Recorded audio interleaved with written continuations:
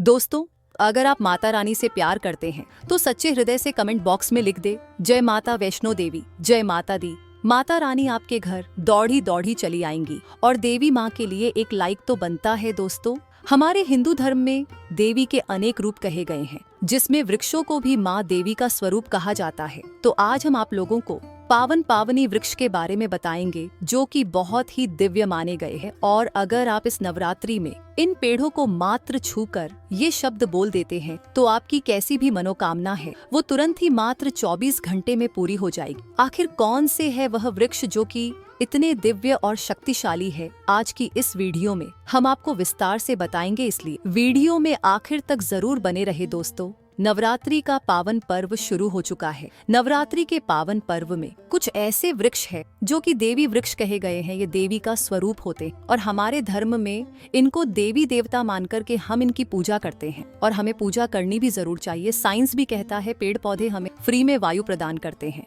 और पेड़ पौधे हमें ऑक्सीजन देते हैं। हमारे जो कार्बन डाइऑक्साइड है उसे ग्रहण करके सभी प्रकार की जितनी भी नकारात्मक चीजें होती है उसमें अपने अंदर में स्वयं सोख लेते हैं और हमें ताजगी प्रदान करते हैं। दोस्तों, पेड़ पौधे स्वयं तेज धूप में तपते हैं लेकिन मनुष्य को शीतल छाया प्रदान करते हैं। वही दोस्तों, नवरात्रि के समय में ऐसे पेड़ पौधे हमारे धर्म शास्त्र में कहे गए हैं जिनको छूने मात्र से व्यक्ति की बंद किस्मत के ताले खुल जाते हैं, व्यक्ति का सौभाग्य चमक जाता है। हमारे शास्त्रों में पेड़ पौधों को बहुत ही गुणकारी कहा जाता है। अनेक बीमारियों का उपचार पेड़ पौधों में ही छुपा है, जड़ी बूटियों में ही छुपा है। और भगवान श्री कृष्ण ने गीता में कहा है कि वृक्षों में मैं पीपल का वृक्ष हूँ। पीपल के वृक्ष को वृक्षों का राजा कहा जाता है क्योंकि पीपल वृक्ष की जो आयु होती है सबसे ज्यादा होती है, सबसे अधिक होती है। इसलिए भगवान श्री कृष्ण ने गीता में स्वयं कहा है कि मैं वृक्षों में पीपल का वृक्ष हो। तो चलिए आज हम आप लोगों को नवरात्रि के समय में छुए जाने वाले वृक्षों के बारे में बताएंगे। दोस्त, हमारे धर्म शास्त्रों में अनेक ऐसे वृक्ष हैं जो कल्याणकारी होते,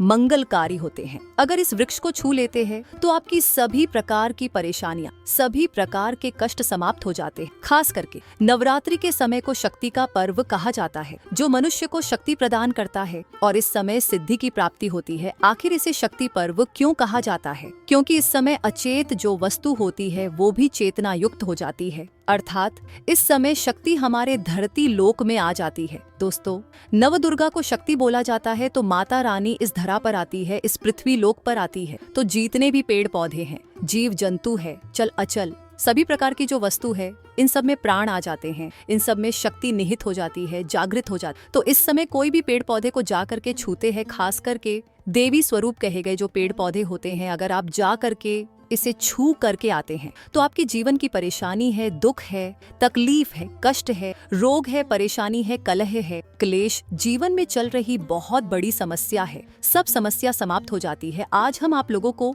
3 पौधों के बारे में बताएंगे और ये 3 पौधे देव वृक्ष कहे जाते हैं। इसलिए दोस्तों, वीडियो को ध्यान से देखना। अगर आज का वीडियो मिस कर दिया तो सारी जिंदगी आपको पछताना पड़ सकता है, क्योंकि अधूरा ज्ञान हमेशा अधूरा ही फल देगा। अधूरा ज्ञान खतरनाक साबित होता है, क्योंकि नवरात्रि एक ऐसा पर्व होता है, समय होता है जिसमें केवल 9 दिनों के लिए आपको लंबी पूजा पाठ करने की जरूरत नहीं पड़ती। केवल 9 दिनों के भीतर में ही आप अपनी समस्या को, आप अपनी गरीबी को स्वयं अपनी आंखों से समाप्त होते हुए देख सकते हैं। तो दोस्तों, आज हम जिन वृक्षों के बारे में बता रहे हैं, ये सारे वृक्ष आपको अपने घरों के आसपास में बहुत ही आसानी से मिल जाएंगे। तो दोस्तों, आइए जानते हैं कौन से ऐसे 3 वृक्ष हैं जिनको हमें छू करके नवरात्रि के समय में जरूर आना चाहिए। एक खास बात सभी दर्शकों को बताना चाहेंगे कि नवरात्रि के समय में जितना ज्यादा हो सके देव वृक्ष की पूजा जरूर करना। देव वृक्ष में कई प्रकार के वृक्ष आते हैं। चलिए अब आपको बताते हैं कि कौन से वृक्ष छूने से हमारी गरीबी मिटती है। पहला जो वृक्ष है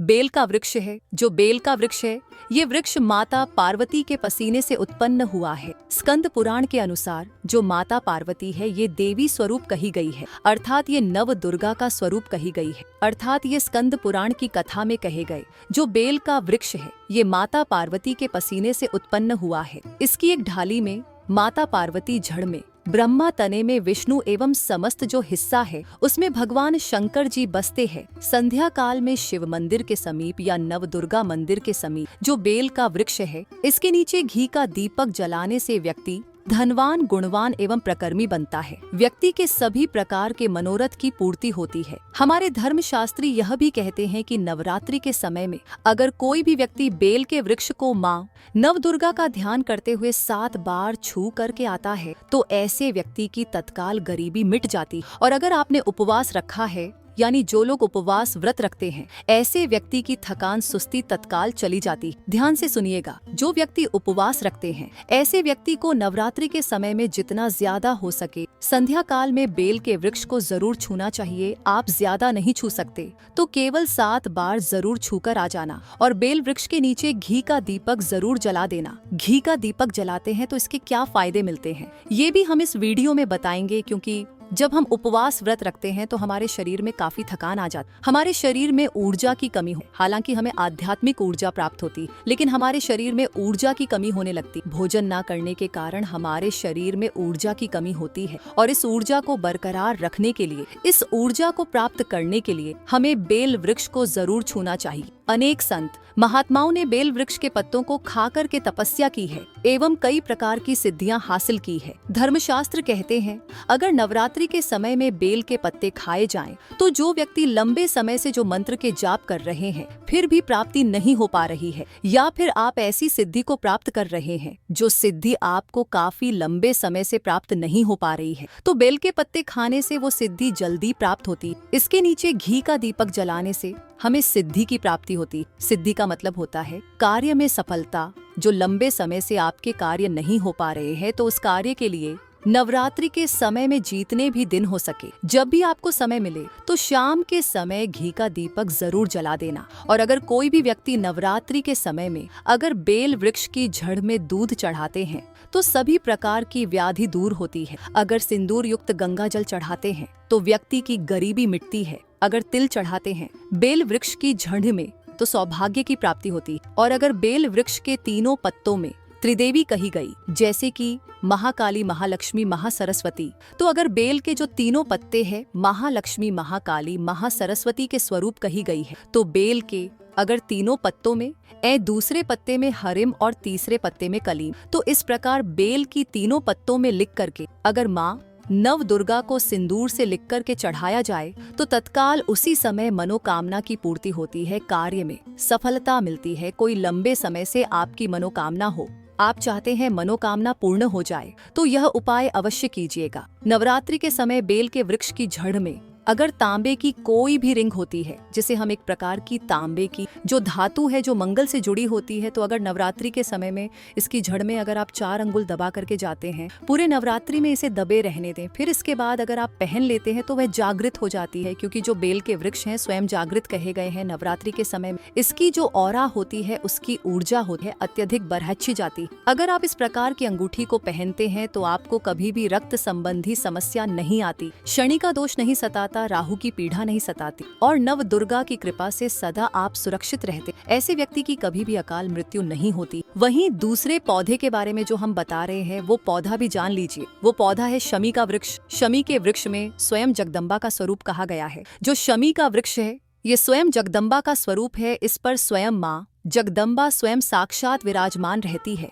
और कोई भी व्यक्ति अगर संध्या काल में नवरात्रि के समय में इसके नीचे धूप दीप जलाता है, धुआं दिखाते हैं, तो उनके सभी प्रकार की परेशानियां दूर होती है। धर्मशास्त्र कहते हैं अगर कोई भी व्यक्ति नवरात्रि के पूरे समय में अगर हो सके तो अगर आप एक दिन भी करना चाहते हैं तो यह उपाय एक दिन भी कर सकते हैं, षष्ठी या सप्तमी के दिन कर सकते हैं। दोस्तों, हमारे धर्मशास्त्र में कहा गया है कि नवरात्रि के समय में लाल चूड़ी अगर कोई भी व्यक्ति मनोकामना बोलते हुए शमी के वृक्ष में बांधे तो उससे मनोकामना की पूर्ति होती है। लाल चूड़ियां अगर कोई भी महिला जाकर के पहनती है तो उन्हें सौभाग्य की प्राप्ति होती है, उनके पति की कभी भी अकाल मृत्यु नहीं होती। इसकी जड़ में सिंदूर डालने से व्यक्ति को आरोग्य की प्राप्ति होती। जो लोग लंबे समय से बीमार पड़े हैं, ऐसे व्यक्ति के जो घर में रहने वाले सदस्य हैं वो लोग बीमार पड़े हैं, उनके शरीर के 7 बार सिंदूर को उतार करके शमी में ढाल सकते हैं तो उनके रोग जल्दी ठीक हो जाएंगे। जो लोग लंबे समय से बीमार पड़े हैं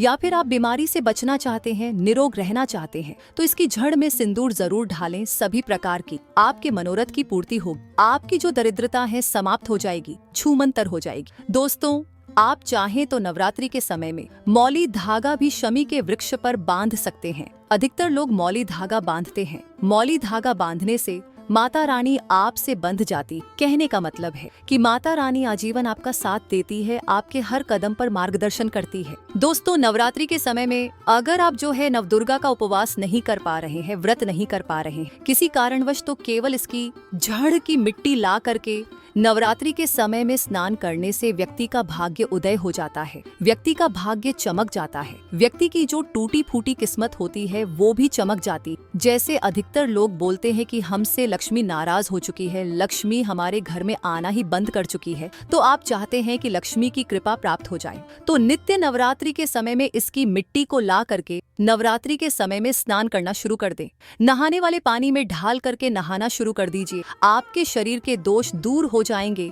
आपके शरीर में किसी भी प्रकार की पीड़ा है, नकारात्मक शक्ति है, आपके शरीर में प्रवेश कर गई है, वह भी समाप्त हो जाएगी। तीसरे वृक्ष के बारे में बता रहे हैं, तो इस वृक्ष को देव वृक्ष भी कहा जाता है। जो तीसरा वृक्ष है वह है पारिजात का वृक्ष।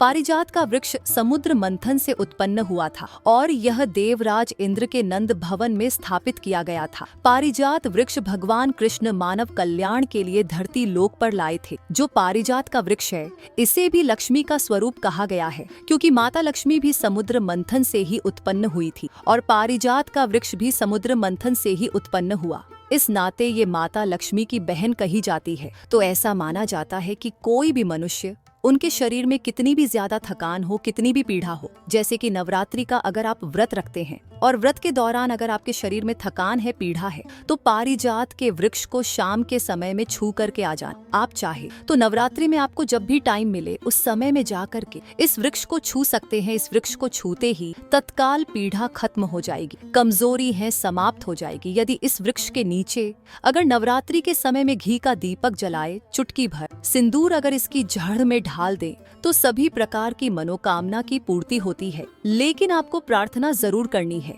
ये पारिजात वृक्ष देवी स्वरूप कहे जाते हैं। आप हमारी सभी प्रकार की पीड़ा को दूर करते हैं। ग्रह दोष है, पितृ दोष है, लक्ष्मी दोष है, ये समाप्त हो जाते हैं। साथ ही आप कहे कि लक्ष्मी स्वयं आपकी बहन है। माता लक्ष्मी का हमारे घर में जीवन में प्रवेश हो जाए, इस प्रकार का आप हमें आशीर्वाद प्रदान करें। इस प्रकार से आप इनसे जो है एक मनोकामना बोल सकते हैं, मनोरथ बोल सकते हैं।